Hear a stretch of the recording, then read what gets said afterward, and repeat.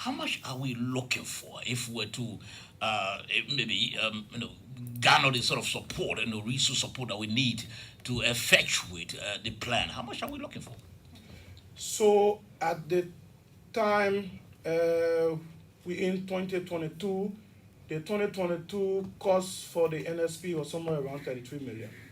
33 million. Yeah. For which at the time we had global fund funding somewhere around 11 million, and then the government of Liberia through salaries to the NAC somewhere around 856,000, and after that was the gap And you for were not able, 2022. and you were not able to cover the gap. So we've made progress. Like I said, there have been donors. PEPFAR have made a lot of contribution towards the national response, but there are still gaps. There are still gaps. I mean, we haven't fully established Gaps in the tune of how much? So to determine that, we need a spending assessment, a national aid spending assessment, something that we are unfortunately unable to, we have unable to do, we haven't done in pretty close to 2 years or so. But working with UNAIDS, we trying to solve that problem. We should soon have a technical assistant that will come and train a team here that will be able to do our NASA on a routine basis. We're hopeful that this can happen between now and October. But then after that, I mean, we'll have a real-time update as to the gap when it comes to the National Strategic Plan too. Okay, in the face of the plan, Madam Chairperson, how can you paint a clear picture of our fight against, this HIV/AIDS we are talking about? Are we making progress, or are we still lagging behind in trying to defeat it? Okay, thanks for that question. When it comes to our progress in Liberia, the government, in the leadership of National AIDS Commission and the Ministry of Health, and also the implementing partners, we have made a significant improvement when it comes to reducing HIV in Liberia. So as we said, since HIV came to Liberia in 1986, there were no treatment. But now we have treatment. Okay. So he talked about the 95 goal for 2030. And where we are now when it comes to that, we at 68%, the first 95. We talked about the number of persons being tested for HIV, 68 out of the 95. And the next one, which is the one people put on treatment, we at 89%. And the last 95, we at 65%. So it's like we are making progress. And what are some of the things that we are doing when it comes to that? We are working along with partners to ensure that we roll out the testing coverage, meaning that we carry out testing in all of the counties. Okay. Yeah, so we have more than 200 facilities offering HIV counseling testing. And then we also roll out like the treatment. We have the multi-mode therapy, where in this time you cannot just go to the hospital if you are just HIV positive. Once you are tested positive, you get on your treatment. You have to visit, like they have the treatment area at the pharmacy. You can go to the pharmacy and get your medication. They are trained people there as well. And when it comes to the viral load suppression, so every 6 months, once we are put on treatment, every 6 months you're going to get on treatment. You're going to test your viral load to see the level of trend, where the virus has gone, whether you have been virally suppressed. Based on that, you cannot transmit the virus. So we have been working together to ensure that we carry on more awareness to tell people that HIV is no longer a death sentence. You can be HIV positive, get on your treatment, and you will be able to prevent others from getting infected. Now, I can remember before, I think you came in, sometimes before this administration, rather, I hosted the program manager. And she gave us the statistics from county to county as to people who are living with virus. And I think, if I'm not mistaken, Grand Bass was on the radar. Now, where are we in terms of, because people talking about 62%, 60%, our people do not understand all those sort of percents, only if you can tell them, okay, about 100,000 persons or 50,000 persons or 20,000 persons. So just give us that statistics. Let's get an idea as to where we are. Okay. So when it comes to the situational analysis of HIV and AIDS situation in Liberia, currently, according to the demographic health survey that was conducted in 2013. In 2013. Yeah, we have over 35,000 people based on our population estimated to be living with HIV. Okay. But according to the UNAIDS Spectrum estimates of 2022, we are currently at 34,000 persons living with HIV in Which is this Nigeria. year. Yeah. And then with a prevalence of 1.1%. This includes 20,000 women, 12,000 men, and 2,000 children between the ages of 0 to 14 years. Wow. And we have our annual new HIV infections, we stand at 1,000. So every year we expect like 1,000 persons to be infected. We talk about the National Strategic Plan. So we want to, the first goal, we want to reduce new HIV infection to less than 190 instead of 1,000 per year. So that's where we are. And when it comes to the death-related complication, we still stand at 900 for adults between the ages of 15 and above. So when you look at the number, we say 34,000 people living with HIV. So that's the breakdown.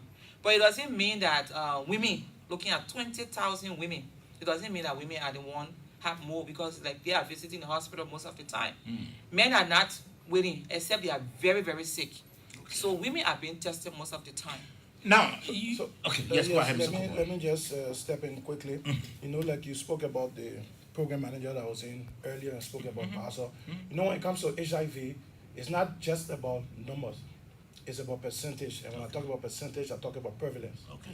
Now, the three high prevalent counties in Liberia is Monserrato, Margibi, and Grand Bassa with a prevalence of 2.8. Okay. Right next are three Southeastern country at 1.7 or so. So if you're looking at the prevalence, which was done in 2013, the LDHS, it shows that you more likely will find people living with HIV in Monserrato, Margibi, and Grand Bassa. If you look at the statistics of HIV, the prevalence is higher in urban areas as compared to rural areas, where you find activities, right? So that's what the reason why she mentioned Grand Bassa. Okay. Unfortunately, the most recent LDHS that was done 2018-2019, the HIV testing component had a problem. So they did not report on new prevalence when it comes to HIV across counties, across population, the general population. So we still use the 2013 prevalence of 2.1% and 2.8 for Monserrato, Margibi, and Grand Bassa. However, Spectrum estimates that our prevalence should be somewhere around 1.1.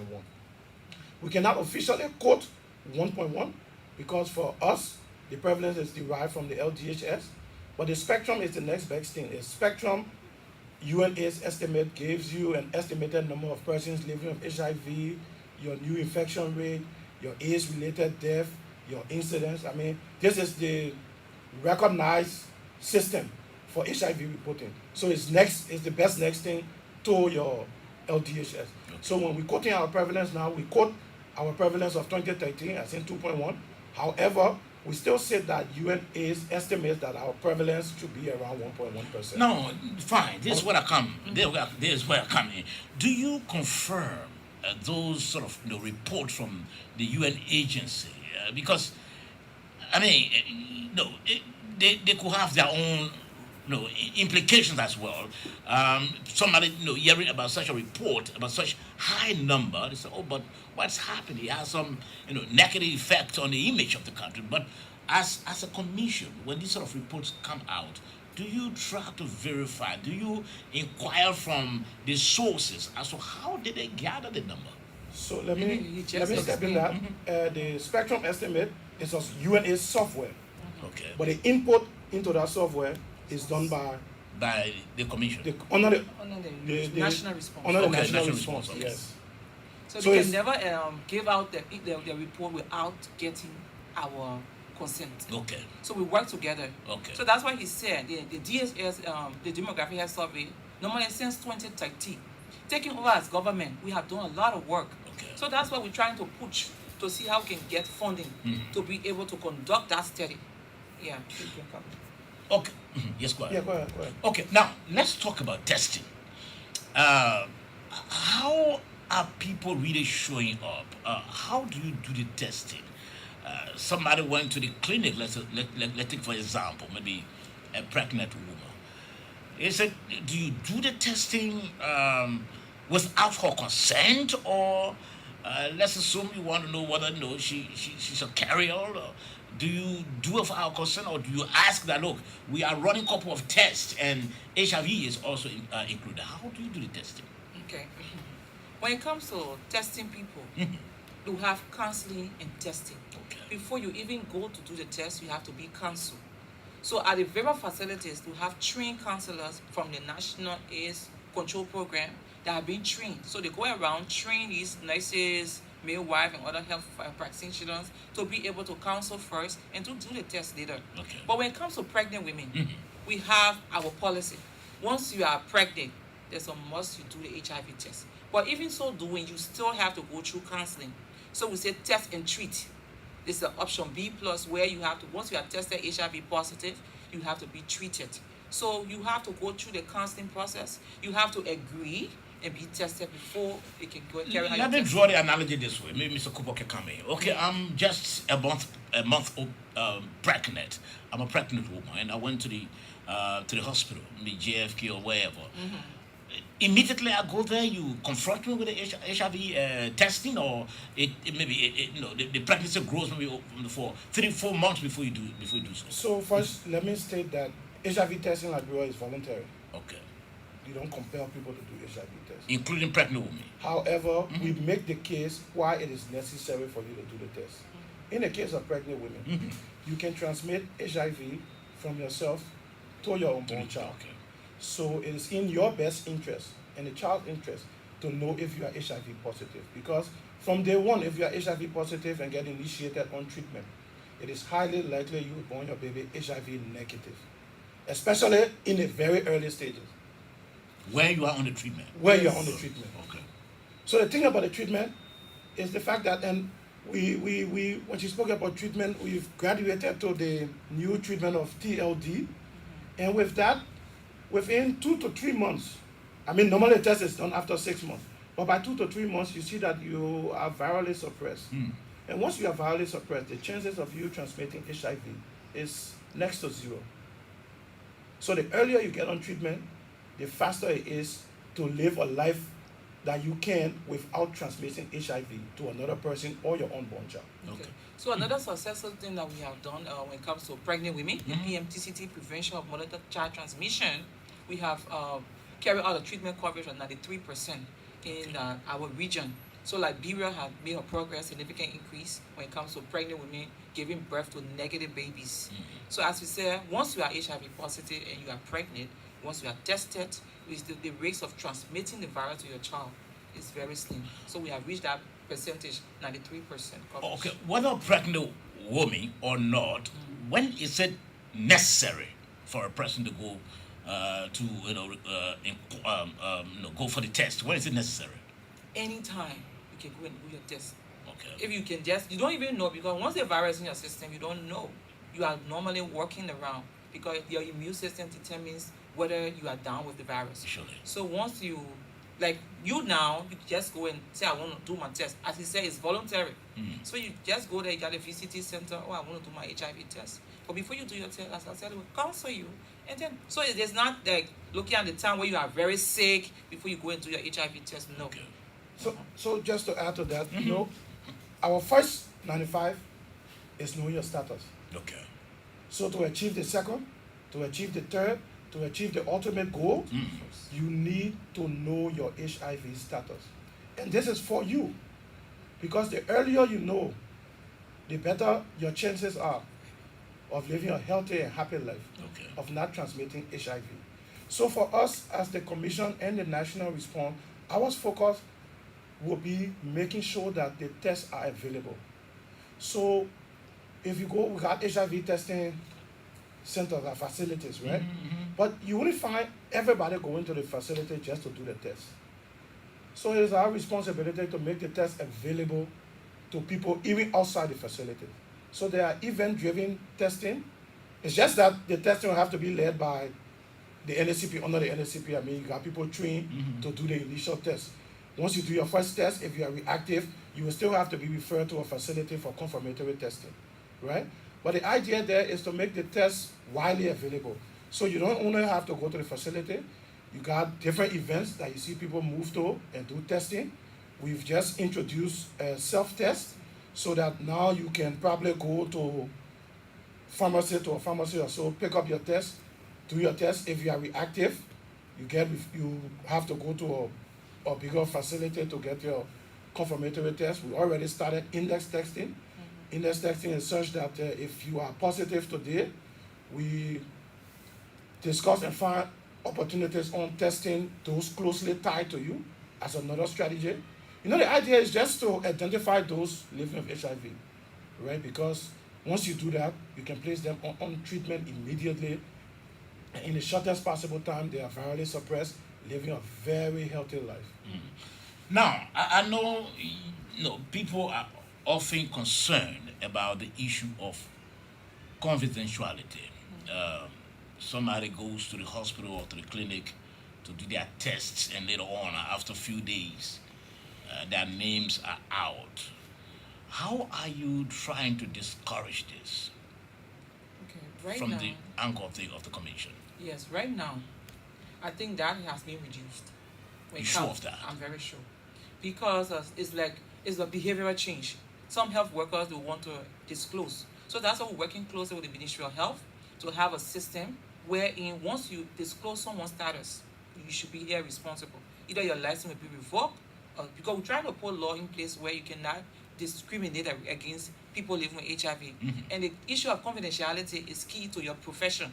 So you cannot go out there and expose someone's health status. They confide their personal problem into your hands. You don't have any right to tell others. So we're making sure, working with the Ministry of Health and other areas where those in a constant habit of doing that will be held liable for that. So, do you have a record, Madam Chairperson, where either a health worker or health workers went and disclose, the status of somebody outside, and the commission or the Ministry of Health took some measures against the health workers? No, I don't think so. So It hasn't happened? That will have to be based on a complaint. Complain, yes. Okay. So she spoke about from within the health sector, but that's also the case that has to do with self-stigmatization, right?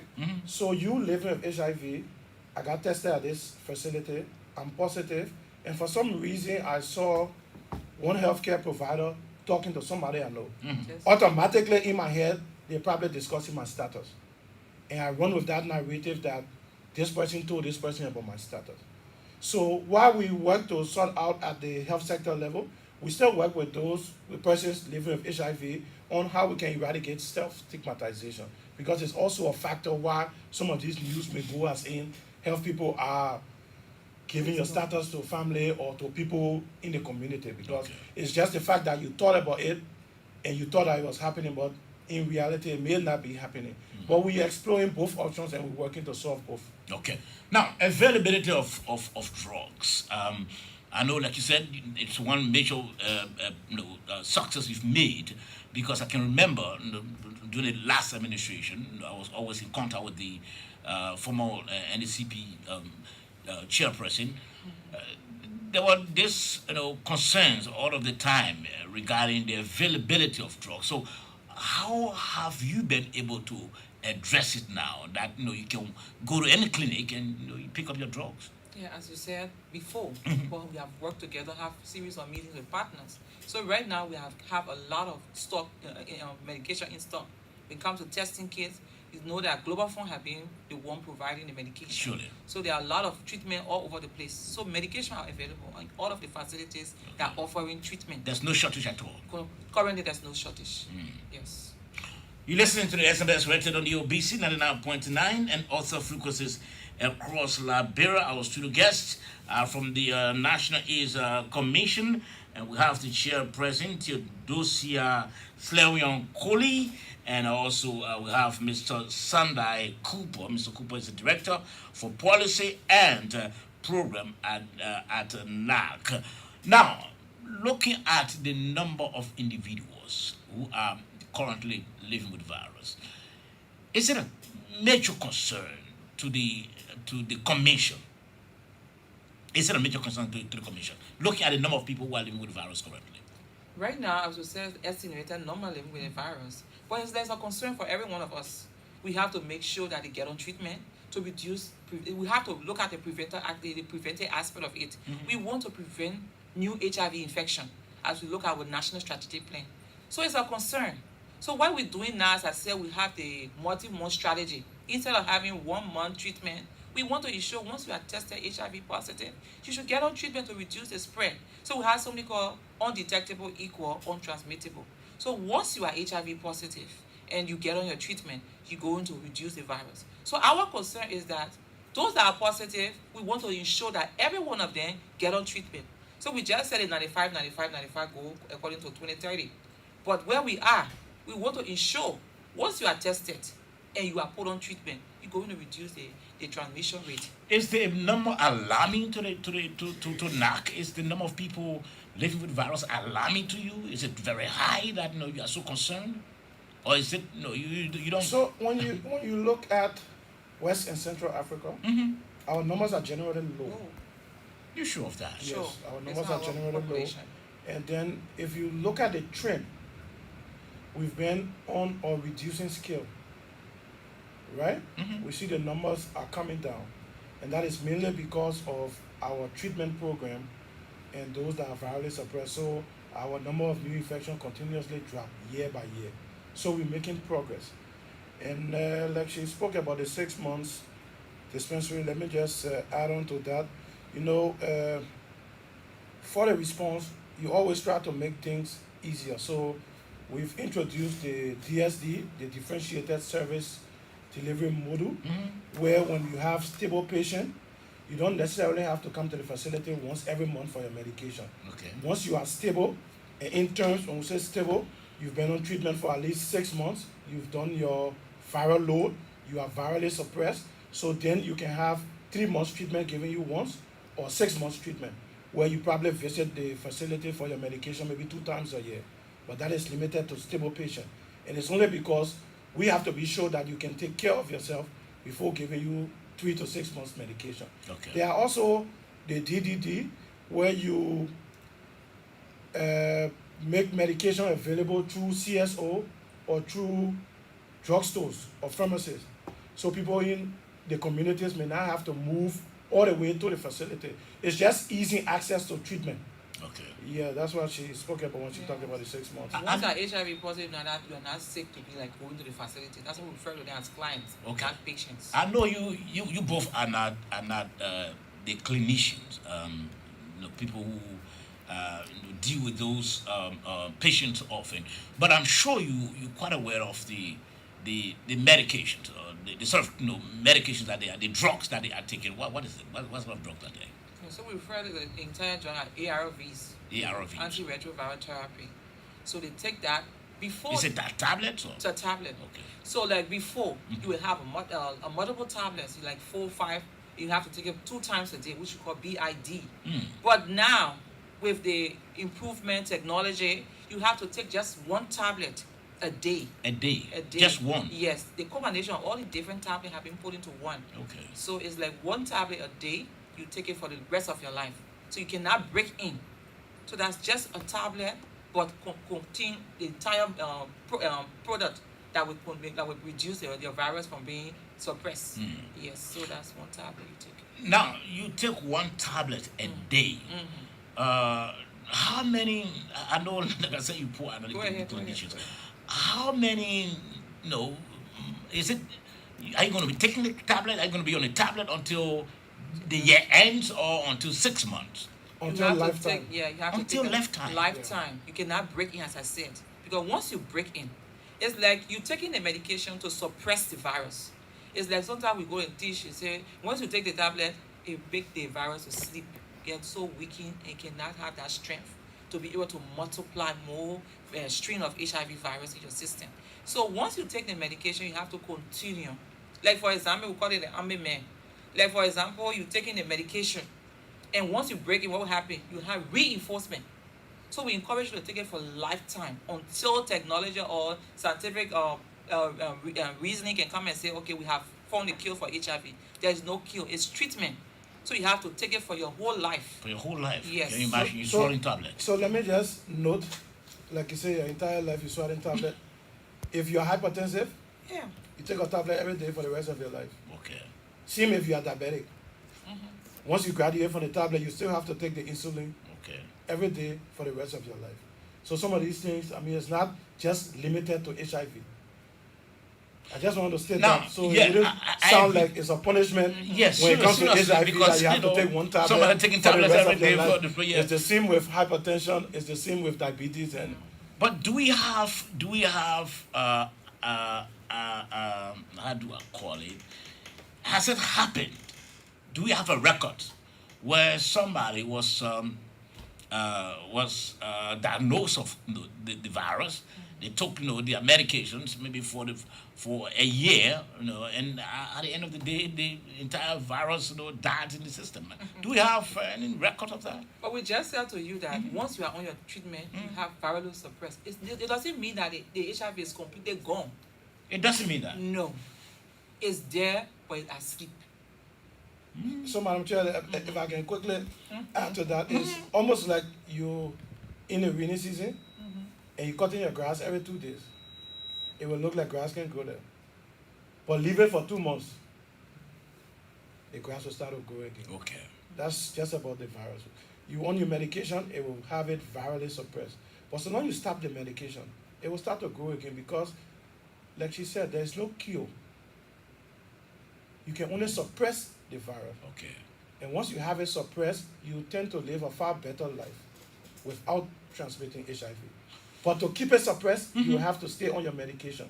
Like I always give the example: if you're hypertensive and you regularly on your medication, you check your pressure every morning, it's normal. Okay. Will you stop your medication then? No, you have to. No, you have to continuously take it. Okay. Same. Now, you have to continuously take it. Okay. Now, you are often in contact with your international partners like the Global Fund and all of the UCID and those institutions. Do we have any signal about the creation of vaccines for or development of vaccines for HIV? Yeah, Yeah. Okay. When? How soon?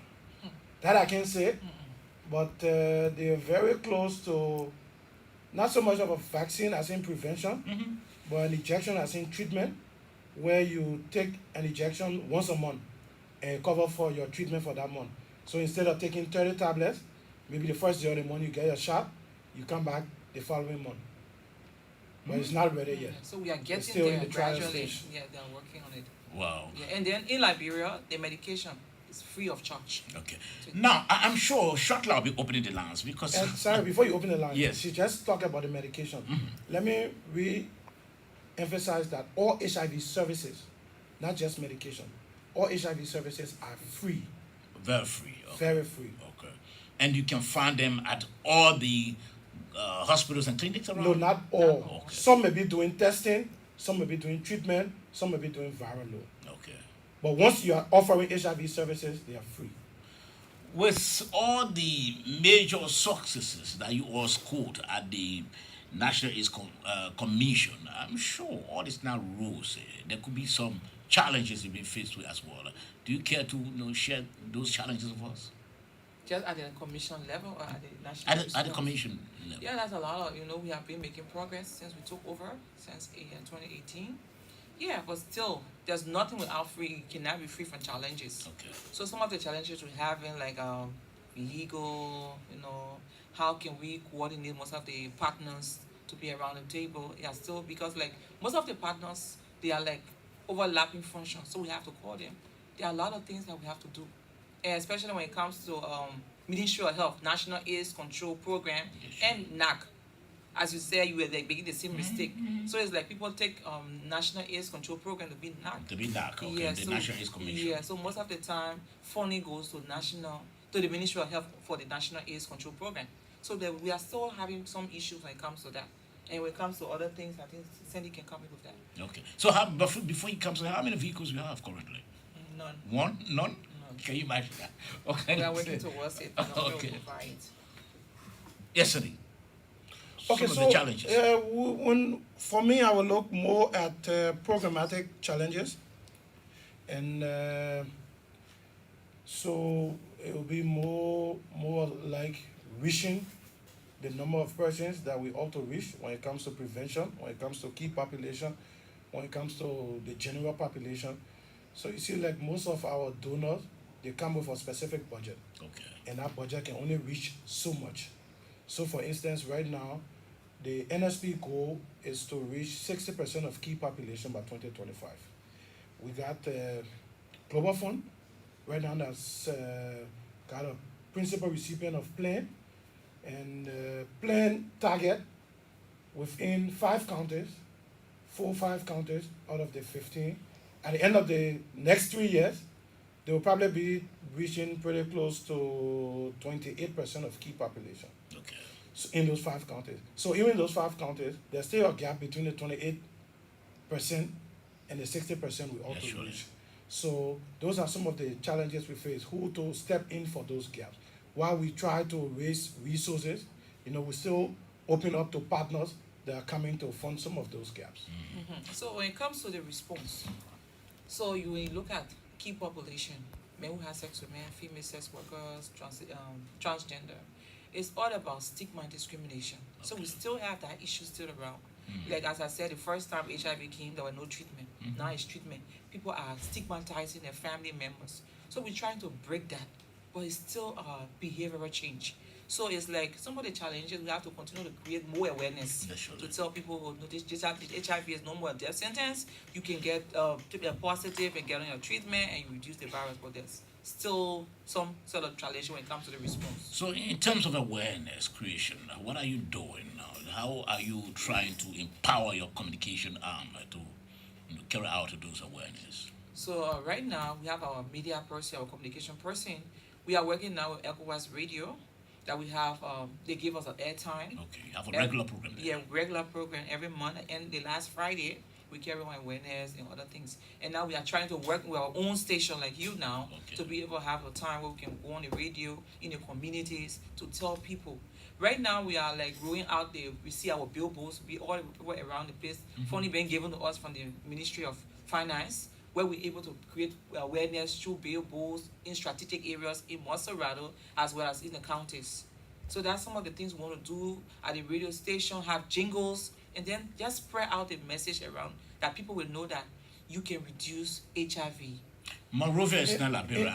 I hope you are taking into consideration rural Liberia. That's what I'm saying. I say other counties. Okay. In fairness to that, currently we have a team today, Wednesday, so we have a team in Nima and we have a team in Margibi. Okay. So our awareness is not just print and media. Okay. So we also have discussion with what we call opinion leaders. And under that we have maybe religious leaders, whether pastors, imams, traditional leaders, community leaders. Because some of these people are people that their constituent will listen to. So we take the message to them first. You try to convince them because they will become agents of change. Okay. If you can convince a pastor that it's necessary to do your HIV test, trust me, he can convince his congregation to do HIV test. Okay. So those are some of the things we add in to the billboards and the jingles and the radio messages. How we take the message to opinion leaders because we see them as agents of change for the people that they. Okay. Keke riders, Okay.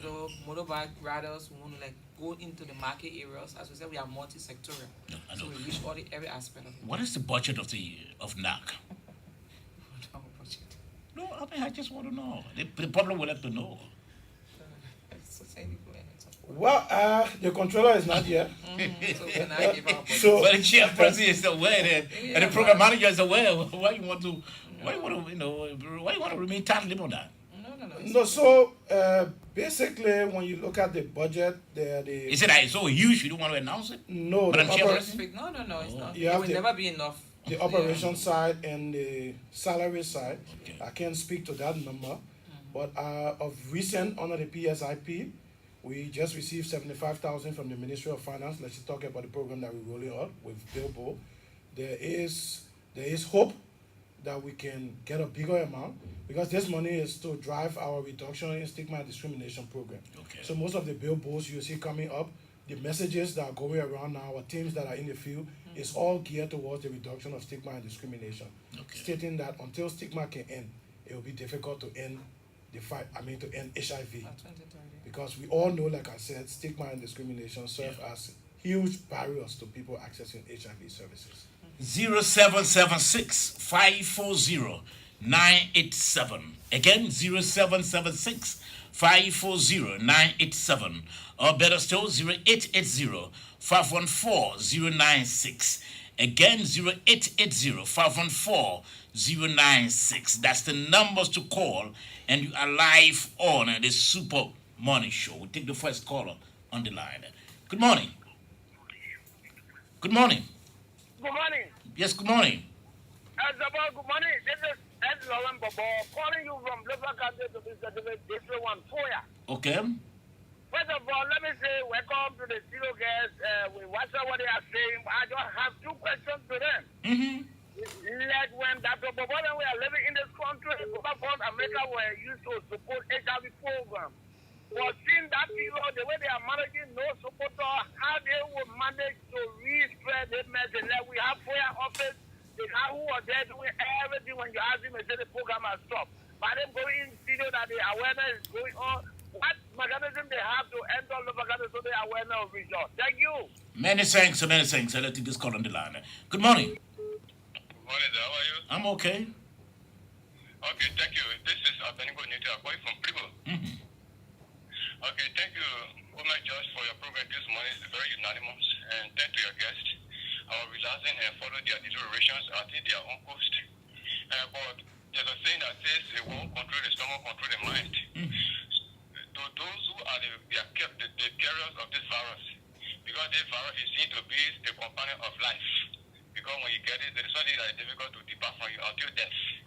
So I want to know, hopefully, that whether the institutions they close with that run the day-to-day activities of the virus by giving medication, vaccines, and awareness as well as across the country, whether that institutions can also stay in the care by giving them food so that they can keep hope alive and be people that think they are not neglected within the society. So I want to know for them. They'll respond to that. Let's take this call on the line. Good morning. Yeah, good morning. Good morning, sir. Yes, this is BC. What I want to ask, because I took my test. Hello? Hello? Yes, you have. Please change your location. No, change your location further. Oh, go ahead. We can continue with you on the line. 07. So you can call back, please. 0776 540 987, or better still 0880 514 096. Good morning. Good morning, Saba. Yes, good morning, sir. Okay, I'm Daniel. This is calling from someone. I want to appreciate your test this morning for this awareness. You know, since we had this Ebola and COVID-19, and like the entire issue of HIV and AIDS upon silence. So with this awareness, what I would recommend again, local just like a vernaculars to raise awareness. Right now, I mean, what I'm listening to now is a good program, especially for young people that are out there today and other people that are in the streets and what have you. The awareness, they just continue just today, and all the other media outlets, print and electronic. So I would commend them for their show this morning. Thank you so much, Public. Okay, many thanks. 0880 514 096. Good morning. Hello? Yes, good morning. Good morning. Yes, sir. I'm calling from Vigo. Yes, go ahead quickly. Yeah, I take my test, it doesn't happen, but I went in the bush very too, and I told my friend to stop it. That was how I was thinking. So I want to take a test, take a test again. Okay, many thanks. They will respond to you. Just continue to listen. Good morning. Good morning. Yes, good morning. Yeah, good morning, Mr. Sabo. How are you? I'm okay. Yeah, this is Ishmael Isaac James, MRU, and I do call you from Foya, local county. Okay. Thank you so much. I've been listening to our studio guest this morning for the nice sensitization that they have been doing. But sometimes, just like what they have been saying, sometimes got problem with those who can do the test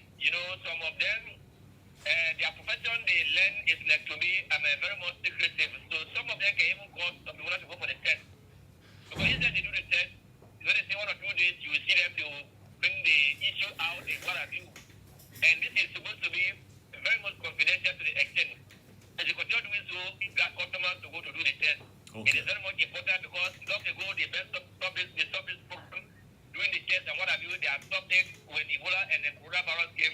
They stopped, the issue of HIV. But now they are coming on. We are very much happy. Thank you so much. God bless you. Many thanks also. Many thanks. Let's take this call on the line. Good morning. Good morning. Hello?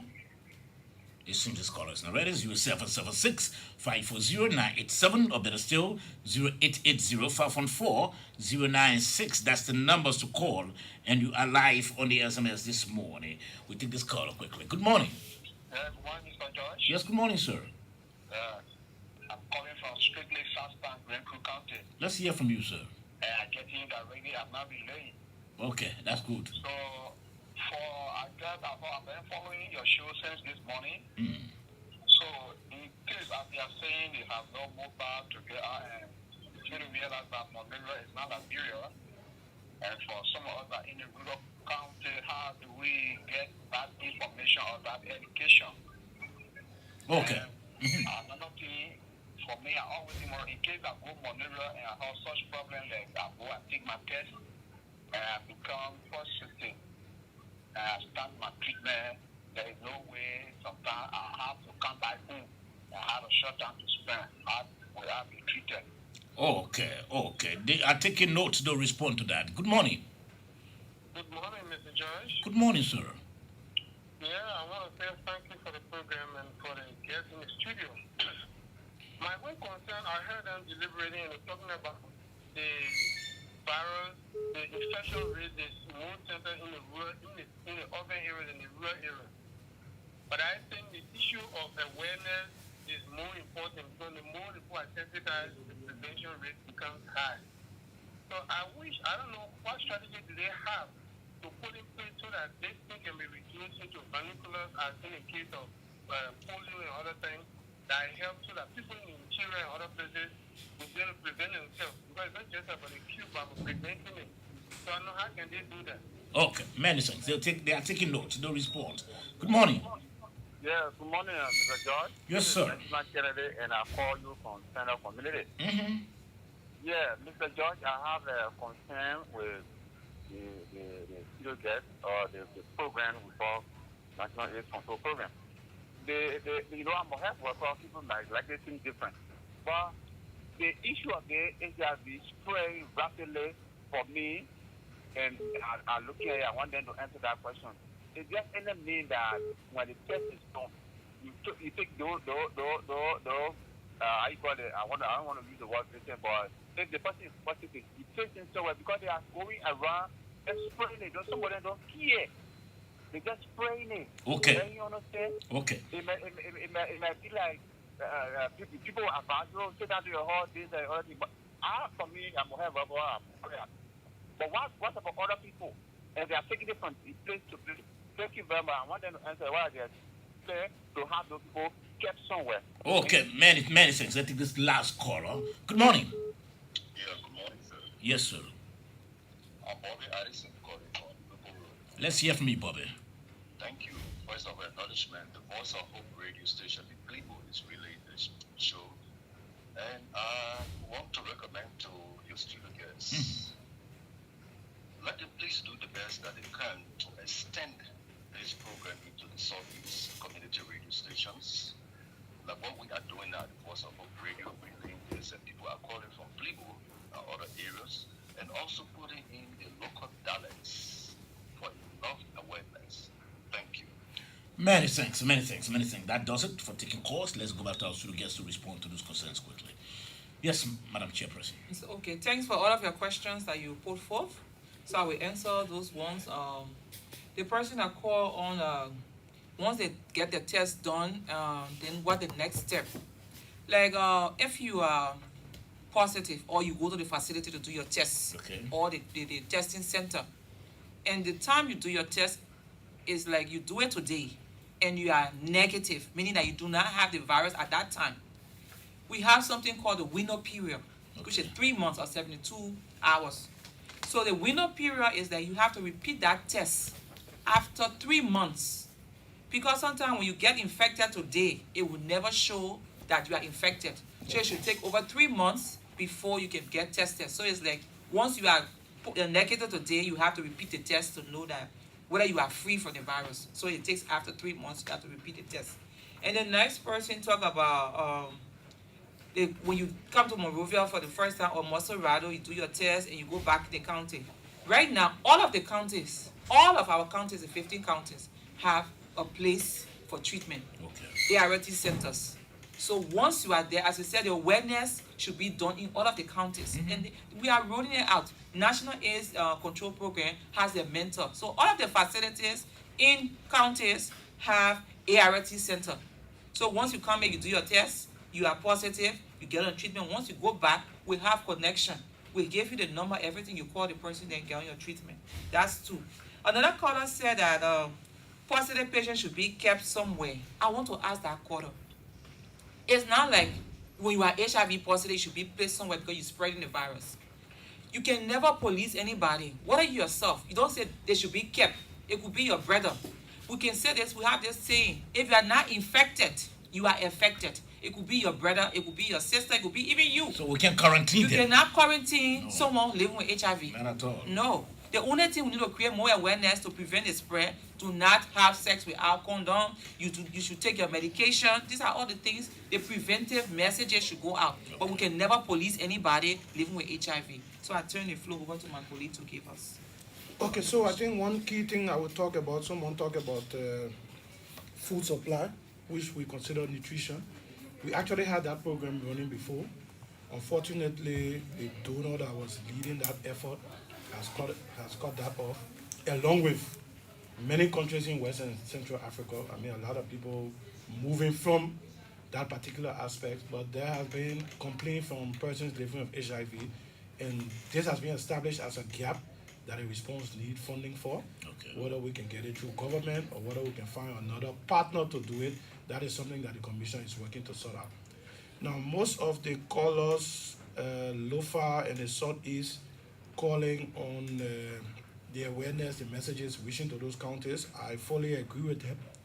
In our Zero Discrimination Action Plan, we are targeting all 15 counties. Okay. But as it is, when you have $1 today, you solve the dollar problem. When you got $5 tomorrow, you solve the $5 problem. So we are reaching to all 15 counties. It's just that at different time. So those in Lofa, those in the Southeast should know that we will soon be there. Very, very soon. Yeah, I think basically. Okay. So another thing you talk about, all of the recommendations that were made, we need to put the messages in our Bureau vernacular. We're going to work along with Judy ND and other key people around the different counties to ensure that these messages are reached out to our people in the various counties. Okay. Yeah. Finally, before we take leave of you, what do you think could be the prospect of our fight against HIV/AIDS amidst all the situations or conditions we have around us with the issue of resource mobilization and so forth? Yeah, so what we're looking at is that the world have looking at the UN AIDS fast track that we should end AIDS by 2030. We are working towards it, and we're going to get there. It won't be a rosy thing to get there, but with all of the different strategies put in place, policies, people implementing HIV activities around the country, counseling, testing, get people on treatment, viral load. It's a collaborative effort that we all can work together to be able to reduce HIV. And one day, come what may, we're going to get rid of HIV in our nation.